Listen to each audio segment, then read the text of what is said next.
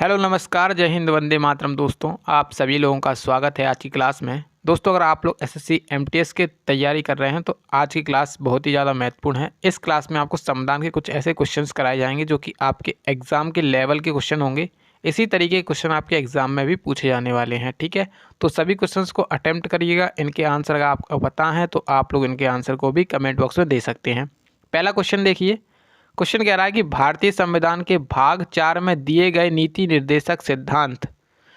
निर्देशित सिद्धांत में निम्नलिखित में से कौन से सूचीबद्ध हैं या फिर हैं। पहला कह रहा है कि समान कार्य के लिए समान वेतन। दूसरा कह रहा है समान नागरिक संहिता। तीसरा कह रहा है छोटे परिवार का मानदंड।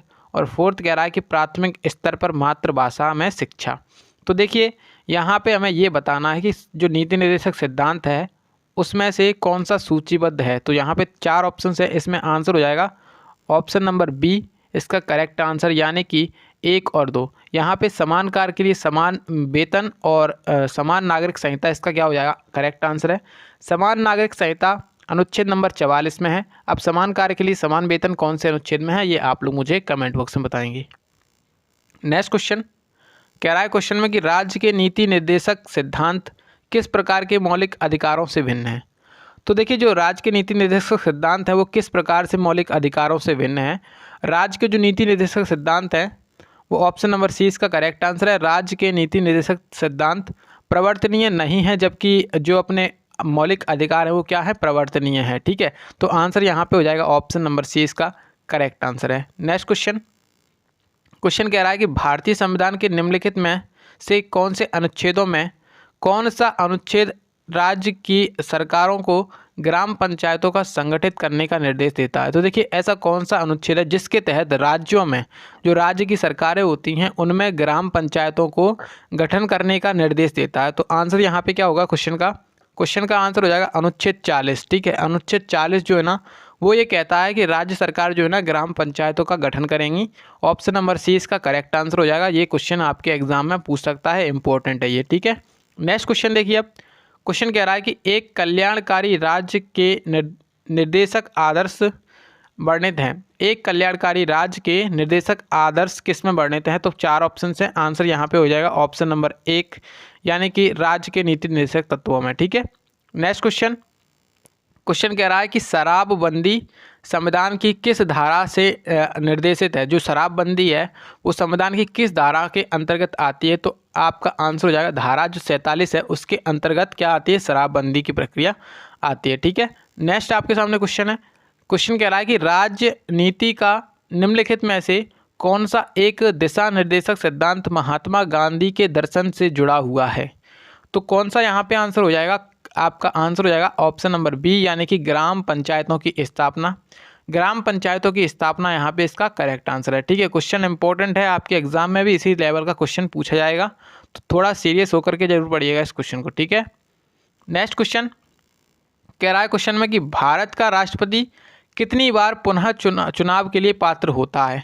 तो जो भारत का राष्ट्रपति होता है वह कितनी भी बार, मतलब वो जैसे कि एक बार व्यक्ति राष्ट्रपति बन जाता है तो वो कितनी भी बार चुनाव लड़ सकता है, ठीक है। तो आंसर यहाँ पे हो जाएगा option number D correct answer है।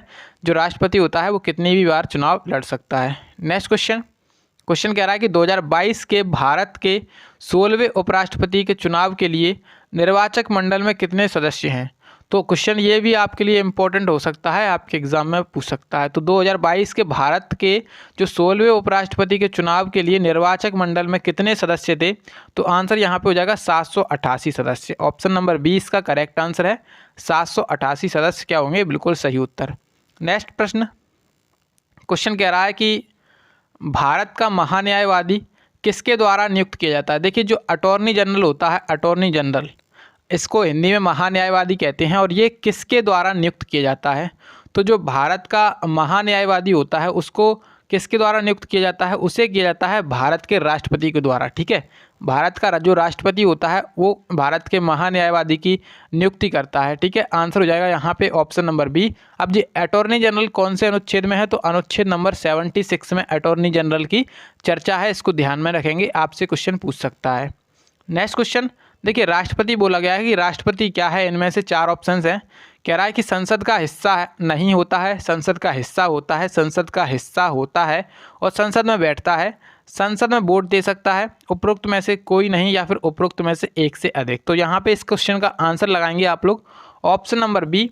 क्या जो राष्ट्रपति होता है ना वो संसद का एक हिस्सा होता है और संसद में बैठता नहीं है लेकिन वो, ठीक है। तो संसद का हिस्सा, देखिए जो संसद होती है अपनी, संसद 3 चीज़ों से मिलकर के बनी होती है, जो लोकसभा, राज्यसभा और एक अपना राष्ट्रपति यानी कि प्रेसिडेंट, ठीक है। 3 चीज़ों से मिलकर के बनी होती है, इसको ध्यान रखिएगा।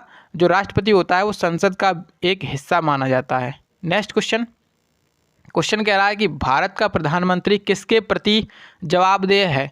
तो देखिए जो भारत का प्रधानमंत्री होता है वो किसके प्रति जवाबदेह यानी कि उत्तरदायी होता है, तो वो होता है किसके प्रति, राष्ट्रपति के प्रति। किसके प्रति, राष्ट्रपति के प्रति उत्तरदायी नहीं, सॉरी, यहाँ पे जो भारत का प्रधानमंत्री की बात करी गई है, तो भारत का जो प्रधानमंत्री होगा वो लोकसभा के प्रति उत्तरदायी होगा। किसके प्रति, लोकसभा के प्रति। अगर वहीं आपसे क्वेश्चन पूछा जाए कि मंत्रिमंडल, जो मंत्रिमंडल होती है वो सामूहिक रूप से किसके प्रति उत्तरदायी होती है, तो लोकसभा अध्यक्ष के प्रति।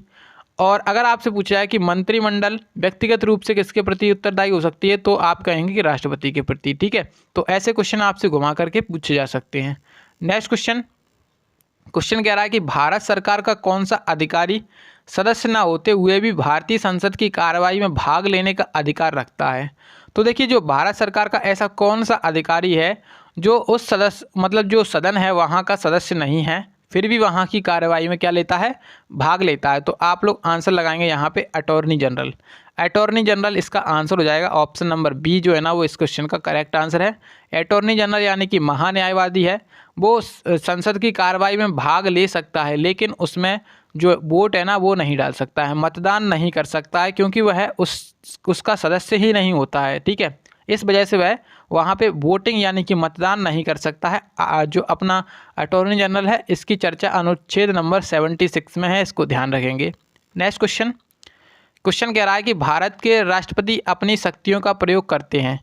तो भारत का जो राष्ट्रपति होता है वो अपनी शक्तियों का ऐसे ही प्रयोग नहीं करता है, वो किसके, मतलब जो अपना जो राष्ट्रपति होता है वो किस तरीके से अपनी शक्तियों का प्रयोग करता है, तो सीधे अथवा अपने अधीनस्थ अधिकारियों द्वारा। तो यहाँ पे इसका आंसर हो जाएगा ऑप्शन नंबर ए, यानी कि जैसे जो अपना प्रधानमंत्री होता है उसको कोई अगर काम करवाना है तो भारत का राष्ट्रपति के वो कहेगा तब वो काम होगा, ठीक है। तो आंसर यहाँ पे हो जाएगा ऑप्शन नंबर ए, इसका करेक्ट आंसर है। नेक्स्ट क्वेश्चन कह रहा है कि आमतौर पर भारत के प्रधानमंत्री होते हैं।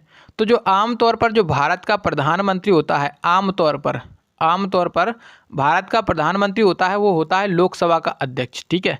लोकसभा का अध्यक्ष होता है, यहाँ पे इसका आंसर हो जाएगा ऑप्शन नंबर बी, लोकसभा का अध्यक्ष नहीं, सॉरी क्या बोल रहा है। देखिए जो अपना आमतौर पर भारत का प्रधानमंत्री होता है वो होता है लोकसभा का सदस्य। लोकसभा के जितने भी सदस्य होते हैं उनमें से एक लोकसभा के सदस्य ही चुन करके अपना क्या बना देते हैं, एक प्रधानमंत्री बना देते हैं, ठीक है। तो आंसर लगाइए ऑप्शन नंबर बी। नेक्स्ट प्रश्न आप कह रहा है कि यदि राष्ट्रपति एवं उपराष्ट्रपति का पद खाली हो तो भारत के राष्ट्रपति कौन बनते हैं। देखिए जब राष्ट्रपति एवं उपराष्ट्रपति का पद खाली होता है तब उस स्थिति में जो भारत का राष्ट्रपति होता है वो भारत का जो मुख्य न्यायाधीश होता है वो भारत के राष्ट्रपति के तौर पर कार्य करता है।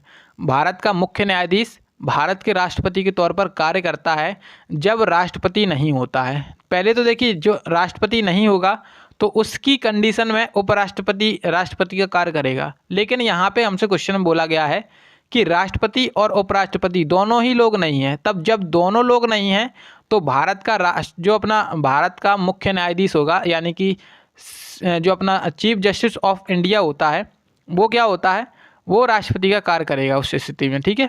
नेक्स्ट क्वेश्चन कह रहा है कि श्रीमती प्रतिभा पाटिल का भारतीय गणतंत्र के राष्ट्रीय के रूप में कौन सा क्रम है। तो देखिए जो प्रतिभा पाटिल थी उनका क्रम क्या था, तो उनका जो क्रम था वो क्या था, उनका क्रम था 12वां, ठीक है। तो 12वां यहाँ पे इसका करेक्ट आंसर हो जाएगा। नेक्स्ट क्वेश्चन कह रहा है कोई क्वेश्चन में कि श्री मोहम्मद अंसारी का भारत के उपराष्ट्रपति के रूप में क्रमांक बताइए। तो देखिए जो मोहम्मद अंसारी थे ये भारत के कौन से नंबर के उपराष्ट्रपति बने थे, तो ये बने थे भारत के कौन से नंबर के उपराष्ट्रपति? 13वें उपराष्ट्रपति बने थे। ठीक है, 13वें उपराष्ट्रपति बने थे। अब आप लोग मुझे कमेंट बॉक्स में ये बताइए कि वर्तमान में भारत के राष्ट्रपति का क्रम कौन सा है और उपराष्ट्रपति का क्रम कौन सा है। ठीक है, नेक्स्ट क्वेश्चन देखिए। अब क्वेश्चन कह रहा है कि भारत के प्रधानमंत्री प्रमुख हैं। जो भारत का प्रधानमंत्री होता है वो क्या होता है? आपके सामने चार ऑप्शन है कि राज्य सरकार के, केंद्रीय सरकार के और राज्य तथा केंद्र सरकार दोनों के, इनमें से कोई नहीं। तो देखिए, जो अपना भारत का प्रधानमंत्री होता है वो किसका प्रमुख होता है? वो होता है केंद्र सरकार का प्रमुख। किसका प्रमुख होता है? केंद्र सरकार का प्रमुख होता है। ऑप्शन नंबर जो बी है इसका, वो क्या हो जाएगा? सही उत्तर हो जाएगा ऑप्शन नंबर बी यहाँ पे क्वेश्चन का। नेक्स्ट क्वेश्चन कह रहा है कि भारत का राष्ट्रपति किसके द्वारा हटाया जा सकता है? देखिए, जो भारत का राष्ट्रपति होता है उसे यहाँ पे जो लोकसभा है उसके द्वारा नहीं हटाया जा सकता है, मुख्य न्यायाधीश के द्वारा भी नहीं हटाया जा सकता है, प्रधानमंत्री के द्वारा भी नहीं हटाया जा सकता है, बल्कि इसे हटाने के लिए एक प्रक्रिया लाई जाती है जिसका नाम है महाभियोग प्रक्रिया। और महाभियोग प्रक्रिया को पहले लोकसभा में रखा जाता है, फिर राज्यसभा में। मतलब इस तरीके से पहले जो महाभियोग प्रक्रिया है उसको संसद के द्वारा अगर पारित कर दिया जाता है तब वह राष्ट्रपति अपने पद से हटेगा। ठीक है, तो इस तरीके से जो महाभियोग प्रक्रिया है उसके द्वारा राष्ट्रपति को अपने पद से हटाया जा सकता है और ये काम संसद के द्वारा किया जा सकता है। ठीक है, नेक्स्ट क्वेश्चन कह रहा है कि भारत के राष्ट्रपति को विशिष्ट केंद्र राज्य राजकोषीय संबंध के बारे में सुझाव किसके द्वारा दिया जाता है? तो पहले क्वेश्चन को अच्छे से पढ़ेंगे कि भारत के राष्ट्रपति को विशिष्ट केंद्र राज्य राजकोषीय संबंधों के बारे में सुझाव किसके द्वारा दिया जाता है? तो आंसर यहाँ पे हो जाएगा ऑप्शन नंबर कौन सा? इसका आंसर लगाइएगा आप लोग ऑप्शन नंबर डी, वित्त आयोग के द्वारा। ठीक है, वित्त आयोग के द्वारा क्या किया जाता है? केंद्र और राज्य राजकोषीय संबंधों के बारे में सुझाव दिया जाता है। ठीक है, वित्त आयोग के द्वारा। वर्तमान में वित्त आयोग के अध्यक्ष कौन हैं? तो वर्तमान में NK सिंह 15वें वित्त आयोग के अध्यक्ष हैं। ठीक है, नेक्स्ट क्वेश्चन कह रहा है क्वेश्चन में कि निम्नलिखित में से कौन लगातार 2 बार राष्ट्रपति रहे हैं? तो कौन है जो लगातार 2 बार राष्ट्रपति रहे हैं? तो आंसर यहाँ पे क्वेश्चन का क्या हो जाएगा? इस क्वेश्चन का आंसर हो जाएगा डॉक्टर राजेंद्र प्रसाद। अब आप लोग मुझे बताइएगा कि डॉक्टर राजेंद्र प्रसाद कब से कब तक और दूसरी बार कब से कब तक लगातार राष्ट्रपति रहे हैं? तो यहाँ पे आप लोग मुझे कमेंट बॉक्स में ये बताइएगा। नेक्स्ट क्वेश्चन कह रहा है कि भारत का कार्यपालिका का अध्यक्ष कौन होता है? तो जो कार्यपालिका होती है उसका वास्तविक अध्यक्ष और औपचारिक अध्यक्ष दोनों अलग अलग होते हैं। अगर आपसे ऐसे ही पूछा जाता है कि कार्यपालिका का प्रधान या फिर अध्यक्ष कौन होता है, तो कार्यपालिका का अध्यक्ष होता है राष्ट्रपति। ये बस कहने मात्र का होता है, बाकी जो वास्तविक अध्यक्ष होता है वो होता है प्रधानमंत्री। ठीक है, आपसे क्वेश्चन पूछा गया कि अध्यक्ष कौन है, तो राष्ट्रपति आप लोग आंसर लगाइएगा। अगर आपसे ये पूछा जाए कि वास्तविक अध्यक्ष कौन है, तब आप लोग प्रधानमंत्री लगाएंगे। नेक्स्ट क्वेश्चन कह रहा है कि भारत में राष्ट्रपति का चुनाव किया जाता है। तो जो देखिए, भारत का जो राष्ट्रपति होता है उसका चुनाव किसके द्वारा किया जाता है? तो उसके द्वारा जो अपना भारत का राष्ट्रपति होता है उसका चुनाव किस प्रक्रिया के द्वारा किया जाता है? आनुपातिक मत प्रणाली द्वारा। एकल संक्रमणीय आनुपातिक मत प्रणाली के द्वारा इसका चुनाव किया जाता है। आनुपातिक मत प्रणाली द्वारा, या फिर एकल हस्तांतरणीय द्वारा, या फिर प्रत्यक्ष निर्वाचन द्वारा, या फिर खुला बैलेट प्रणाली द्वारा। तो आंसर यहाँ पे हो जाएगा ऑप्शन नंबर बी, यानी कि एकल हस्तांतरणीय द्वारा। ठीक है, इसका जो चुनाव होता है उसकी प्रक्रिया को कहते हैं एकल संक्रमणीय मत पद्धति। ठीक है, एकल संक्रमणीय मत पद्धति इसके चुनाव को कहा जाता है, इसको ध्यान रखिएगा। तो यहाँ पे आज के क्वेश्चन समाप्त हो चुके हैं। वीडियो पसंद आई है तो वीडियो को लाइक करिएगा। इसी प्रकार की वीडियोस के लिए आप लोग चैनल को सब्सक्राइब कर लें, और जिसने पहले वाले वीडियोज़ को नहीं देखा है तो जाकर के चैनल पर देख लीजिएगा। बहुत सारे वीडियोज़ डले हुए हैं जो कि आपके एग्ज़ाम में कहीं ना कहीं आपकी बहुत ही ज़्यादा हेल्प करने वाले हैं।